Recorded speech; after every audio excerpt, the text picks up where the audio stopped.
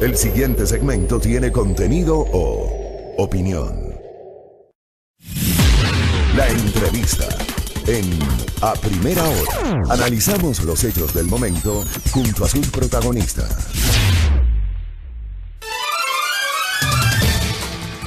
Muy bien, 6 de la mañana con 48 minutos. Vamos a establecer ahora mismo contacto vía videoconferencia con Lorena Mejía. Ella es investigadora del Instituto de Microbiología de la Universidad San Francisco de Quito. Ustedes saben que durante todas estas semanas, oyentes, amigos y televidentes, hemos tenido la posibilidad de contar con el aporte invalorable de especialistas en la materia. Hay que escuchar a los que saben. Y los que saben, evidentemente, nos van a permitir tener un mejor conocimiento sobre la crisis sanitaria que enfrenta el mundo y de la que Ecuador no ha podido abstraerse. Lorena, ¿cómo está usted? Le saluda Fabricio Vela desde el informativo A Primera Hora de Majestad Radio. Bienvenida, buenos días, ¿me escucha? Hola, muy buenos días, Francisco, ¿qué tal? ¿Cómo le va? ¿Cómo está? ¿En la casa? En la casa, por supuesto. Bueno, ¿qué recomendaciones para nuestros oyentes? Pero, a ver, partamos primero sobre las decisiones adoptadas el día de ayer por el gobierno y también por el alcalde. Desde su conocimiento y su experticia, ¿son decisiones que a esta hora, frente a la coyuntura, terminan siendo necesarias? Justamente. O sea, en este momento son medidas que tomaron, que son necesarias tomarse, pero tienen que ir de la mano con muchas cosas. Tú estabas mencionando hace poco la ayuda de los ciudadanos y eso es una parte esencial, el quedarse en casa, el limitar el contacto con otras personas, sobre todo estas personas que tienen más de 65 años que son consideradas un grupo de riesgo. Es fundamental que sobre todo esas personas o las personas que están en contacto con ellas se mantengan en casa. Eso es lo que han hecho países que han logrado mantener el número de casos bajos. Sí, hay muchos países en Asia y en Europa. Y también va de la mano con medidas de los laboratorios de detección. Hay muchísimos estudios ya, y eso es lo bueno de esta epidemia, que es una de las epidemias que más información tienen de forma pública. Y el gran número de casos que ha tenido, por ejemplo, China, ha permitido hacer un gran número de estudios también, estadísticos, epidemiológicos. Y lo que se sabe es que no solo necesitamos hacer diagnóstico en personas con síntomas, necesitamos empezar a hacer diagnóstico en las personas que entran en contacto con estas personas. Entonces, una de las formas de controlar el virus y la epidemia no solo es tomar estas medidas de mitigación, que son las que actualmente el Ecuador ha tomado, es limitar el contacto completo, el movimiento de las personas, también va de la mano junto con el laboratorio. Hacer detección lograr identificar los casos, establecer los contactos de esos casos, identificar si es que son positivos, aislarlos, mantenerlos en cuarentena. Y esa es una de las formas que se ha visto que funciona. Entonces, no solo son estas medidas que nos impactan a todos de forma económica y de varias formas, también va de la mano la capacidad de los hospitales para llevar a cabo sus actividades de control y de tratamiento a los infectados. También depende mucho de la capacidad de los laboratorios para hacer estas detecciones. Yo decía, doctora, hace minutos que probablemente en el Ecuador no estamos acostumbrados a este tipo de cosas, obviamente, y veíamos como muy lejano lo que estaba pasando en Wuhan, China. Luego todavía veíamos lejos lo que empezó a pasar en Europa, se radicalizó en Italia y en España. Y luego como que no tomamos mucha atención cuando se detectó el primer caso, porque claro, hubo gente que empezó a hacer campañas en las redes diciendo el peor virus es el miedo. Es decir, como que se tomó mucho a la ligera. ¿Usted cree que nosotros como sociedad, los ecuatorianos, el Ecuador, los ciudadanos, tomamos a la ligera inicialmente este tema? Y por eso se ha decidido radicalizar estas medidas de restricción justamente por aquello. Pues sí, o sea, yo creo que todavía lo estamos tomando a la ligera. Ayer las medidas fueron bastante drásticas, veamos cómo se manejan. Yo creo que también hay que considerar que muchas de las personas en el Ecuador viven el día a día. tienen que salir a trabajar o no tienen que comer ese día. Entonces, sí es muy difícil porque estamos en una crisis económica bastante fuerte.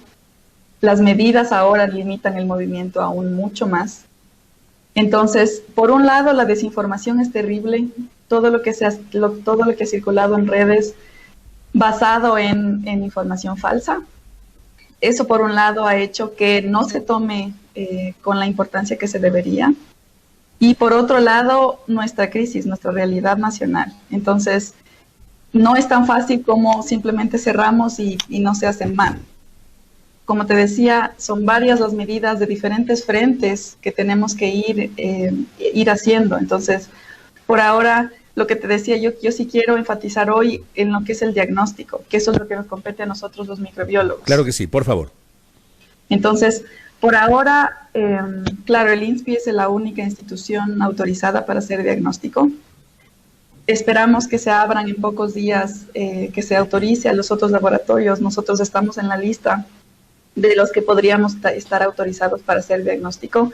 Entonces, por un lado, las medidas que se tomaron en este punto debieron tomarse tal vez hace algún tiempo. Hay un estudio que te demuestra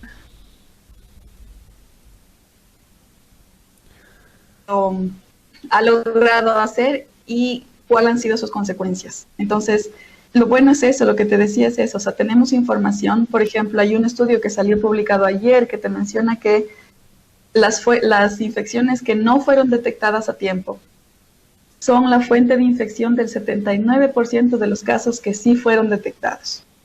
Entonces, también hay otro estudio que te demuestra que las personas son infecciosas, es decir, son capaces de transmitir el virus una semana antes de tener síntomas y una semana después. Entonces, ¿qué significa? Que aunque tú no tengas síntomas, y tenemos que pensar que el 80% de los infectados por lo general no van a tener síntomas, ya están transmitiendo el virus sin saberlo. ¿Por qué siempre hablamos de los 14 días, doctora? Este lapso de 14 días es el lapso que debe transcurrir para comprobar si una persona está contagiada o no. ¿Es ese lapso exacto? Sí, eso es lo que se ha visto. O sea, va desde 4 hasta 14 días. Hay algunos investigadores que han publicado que sus tiempos de incubación, que es lo que se conoce con este tiempo, ha llegado hasta 21 días. Pero en realidad la gran mayoría, sobre todo fuera de China, se ha identificado que es hasta 14 días. Entonces, la cuarentena y el aislamiento, se ha mantenido en 14 días porque si es que ya te aíslas, pueden pasar 14 días y si no desarrollas síntomas y tu prueba es negativa, estás libre para salir. O sea, para mantenerte un poco aislado todavía, pero resulta que no eres positivo. Aquí en Quito se tomó una decisión, porque ya el alcalde decía, estas medidas de restricción total a la circulación durarán 15 días, o sea, 2 semanas. ¿Es prudente que sean las 2 semanas entonces, con base en esta explicación, doctora?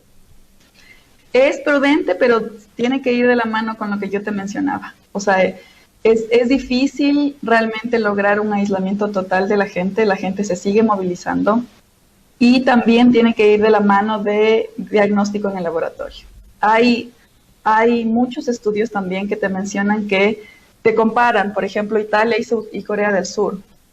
Corea del Sur está haciendo diagnóstico a todos, no solo a los grupos de riesgo, no solo a los que presentan síntomas, y ellos están logrando que baje la curva. Italia todavía no está realizando análisis masivos. Obviamente es costoso, obviamente necesitas personal calificado, laboratorios que puedan realizar este tipo de detección, pero son esas medidas que no solo el aislamiento o el paralizar el movimiento, también tiene que ir con el identificar los casos, aunque no sean con síntomas, para poder aislarlos y que el virus se mantenga aislado. Ayer también el alcalde, doctora, estamos dialogando, permítame identificarlo obviamente para nuestros oyentes y televidentes, estamos dialogando con la doctora Lorena Mejía, investigadora del Instituto de Microbiología de la Universidad San Francisco de Quito. Ayer también el alcalde ha insistido en que, por ejemplo, quienes van a circular por diversas situaciones, la gente de la fuerza pública, los agentes metropolitanos de tránsito, los comunicadores sociales, las personas que necesitan obviamente adquirir víveres o ir a las farmacias por medicamentos, deben hacerlo con mascarilla y con guantes, deben protegerse con mascarilla y con guantes. ¿Cuán efectivo es andar por la calle justamente con mascarilla y con guantes?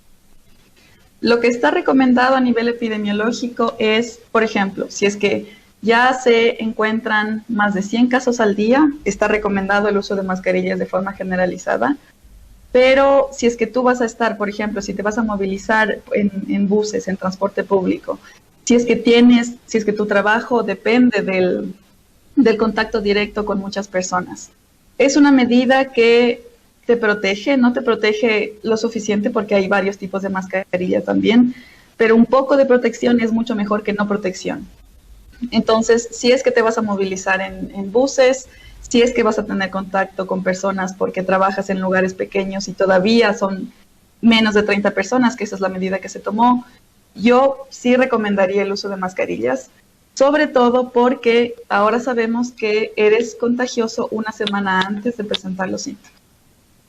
Acá recibo un mensaje y le pregunto a la especialista, nos escribe un oyente y dice, y le pregunto si esto es cierto, científicos chinos han determinado que una persona infectada puede mantener el virus en su organismo hasta 37 días, promedio 20 días, no sé si esto está confirmado. A ver, pues en realidad de eso no he leído. Lo que sabemos, por ejemplo, que es un estudio que salió también hace poco, es que los niños no presentan por lo general síntomas, pero son capaces de eliminar el virus por sus heces. Entonces, no presentan, a pesar de que se les haga, por ejemplo, una prueba en la nasofaringe, sale negativo el resultado, pero en sus heces es positivo para el virus. Entonces, ahí también los investigadores están proponiendo que también podría ser una forma de transmisión, la transmisión fecal-oral. Pero eso se ha visto en niños. Hasta 19 días después de que el análisis de la nasofaringe fue negativa, han seguido eliminando el virus por sus heces. A nivel de adultos, no estoy segura, yo pensaría que no tantos días, y por eso justamente en China ya se ha liberado a la mayoría de gente que ha logrado recuperarse. Esto que también se ha escuchado sobre que el virus muere a altas temperaturas, ¿es un mito o es una realidad, doctora? No, es realidad. Este virus es un virus que en el ambiente logra sobrevivir, dependiendo del tipo de ambiente y el tipo de superficie, puede sobrevivir entre horas hasta algunos días. Entonces también eso depende mucho del tipo de desinfección que estamos haciendo en nuestras superficies. Es sensible a la temperatura, sí, es sensible al alcohol, más del 60%, es sensible al cloro. Sí hay medidas de desinfección y de control para el virus en el ambiente. Correcto.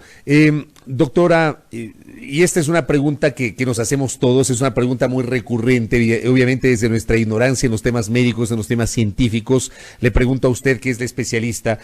A ver, se conoce que no hay una vacuna para el coronavirus, para prevenir el coronavirus. Los laboratorios a nivel mundial, los especialistas están trabajando en aquello, pero el coronavirus, si bien es cierto, no hay una vacuna para prevenirlo, ¿se lo puede curar? Y le hago esta pregunta porque, claro, de todos los casos de gente infectada, hay miles de casos a nivel mundial que han logrado la recuperación. Evidentemente quisiera combinar esta explicación, el hecho de que no hay una vacuna para prevenir, pero que sí se puede curar con la debida atención. Quisiera que nos explique un poquito eso, por favor. Actualmente no hay una vacuna autorizada. Hay varios laboratorios que están en ensayos clínicos. Incluso ayer una de estas posibilidades de vacuna fue inyectada en el primer voluntario. Se tomará meses, o sea, todavía necesitamos un par de meses o incluso unos años hasta que se autorice la liberación, después de que pase esta evaluación súper rigurosa que tienen que pasar las vacunas y todos los reactivos farmacéuticos. Hay un tratamiento que no es específico, lo que se está haciendo es tratar la neumonía. pero sí se logra controlar la infección del virus también. Entonces, justamente por eso hay ya tantos casos y es posible, por ejemplo, ver, si se busca en internet mapa coronavirus tiempo real, usted puede ver el número de infectados por cada país y el número de recuperados de cada país. Entonces, el tratamiento no es específico para este virus, pero logra curar la infección. Entonces, las personas se recuperan completamente de la infección y dejan de ser contagiosos, dejan de transmitir el virus. ¿Por qué los adultos mayores son más vulnerables si comparamos con los infantes, los niños, los adolescentes o la gente, digamos, que no llega todavía a pasar la barrera de la denominada tercera edad? Porque la mayoría de los síntomas que las infecciones en general de muchos microorganismos se da es porque el sistema inmune necesita atacar a las células del microorganismo, en este caso el virus. Ese ataque del sistema inmunitario, que es cómo funciona en realidad nuestro cuerpo, es la que genera estos síntomas, ¿sí? Necesita eliminar la célula que está infectada. Entonces, en los niños, por ejemplo, este sistema inmune es un poco limitado todavía. Por un lado, se piensa que esa puede ser una de las razones. Todavía hay muchísimas cosas que descubrir con este virus porque es nuevo. Entonces, se piensa que los niños, porque el sistema inmune no trabaja tan eficientemente como en un adulto, no tiene estos síntomas, no generan estos síntomas de la enfermedad. Mientras que en los adultos lo que se ha visto es que los que tienen comorbilidades, que significa los que tienen hipertensión, diabetes, todas estas enfermedades crónicas, han sido un factor de riesgo para desarrollar síntomas un poco más complicados. Entonces, como sabemos, y esto se ha repetido muchísimo, el 80% de las infecciones van a ser leves, mientras que el 15% van a tener ya unos síntomas un poco complicados, y el 5% por lo general son esta enfermedad severa y está relacionada con estas personas mayores a 65 años y que presentan estas comorbilidades. Entonces, no solo es una persona adulta mayor, sino que está ligada con estas enfermedades crónicas que ya de por sí son complicadas, al agregarle este virus que ha logrado causar en un gran porcentaje neumonía, se agrava la situación y es muy difícil de controlarlo. Obviamente va de la mano también, y eso es súper interesante a nivel epidemiológico, cómo se ha logrado, si ustedes comparan la realidad de a ciertos países, se puede ver que la tasa de mortalidad en algunos países es bajita, mientras que en otros es muy alta. Por ejemplo, la nuestra actualmente, teniendo 2 casos de muerte versus 58 infectados, tenemos una tasa, yo había notado, del 3.44%, que es una tasa altísima, comparado con en China, fuera de Hubei, que tienen el 0.9% de tasa de mortalidad. Entonces, no solo son los casos que son agresivos, también es la capacidad sanitaria de los hospitales, la detección oportuna para controlar estas infecciones, porque hay tratamiento, por ejemplo, se está utilizando interferón alfa, se están utilizando diferentes antivirales que han sido utilizados para otras infecciones virales, pero están también en investigación y en algunos casos ya se está utilizando como medida de tratamiento. Justo eso le iba a preguntar y con esto termino brevísimo, doctora, porque los oyentes estaban preguntando justamente sobre este medicamento llamado interferón, que supuestamente está siendo probado en otros países. Usted lo acaba de mencionar a propósito de las preguntas de los oyentes. Sí, es un tratamiento que en realidad se descubrió en Holanda. Se ha utilizado para infecciones de hepatitis C y hepatitis B, pero también se ha utilizado para diferentes tipos de cáncer. Está autorizado en varios países. Están algunos utilizando contra este virus, pero todavía no hay una aprobación con la suficiente evidencia científica de que está funcionando para estas infecciones. En algunos lugares sí se está utilizando, pero todavía está en investigación. En realidad, si es que buscan tratamientos coronavirus actuales, hay una lista gigante de diferentes componentes o diferentes materiales que se están analizando. Entre esos está este interferón. Correcto. Doctora, gracias por los aportes, por su tiempo, por su gentileza. Evidentemente era importante escucharla a usted en su condición de especialista, hablando justamente sobre esta situación que usted la conoce bien y obviamente absolviendo algunas de las inquietudes de nuestros oyentes que le trasladé en este diálogo. Gracias, doctora, por la gentileza. Buenos días. Muchísimas gracias. Un buen día para todos. Gracias a la doctora Lorena Mejía, investigadora del Instituto de Microbiología de la Universidad San Francisco de Quito, conversando con nosotros. Ahí tienen ustedes el aporte científico respecto de la situación de emergencia sanitaria para enfrentar el coronavirus COVID-19, para enfrentar y para prevenir esta pandemia de la cual Ecuador lamentablemente no ha podido abstraerse. Amigos y amigas, disciplina. Disciplinémonos y acatemos las disposiciones del gobierno nacional y de las municipalidades. En el caso de Quito hay una medida que está en marcha.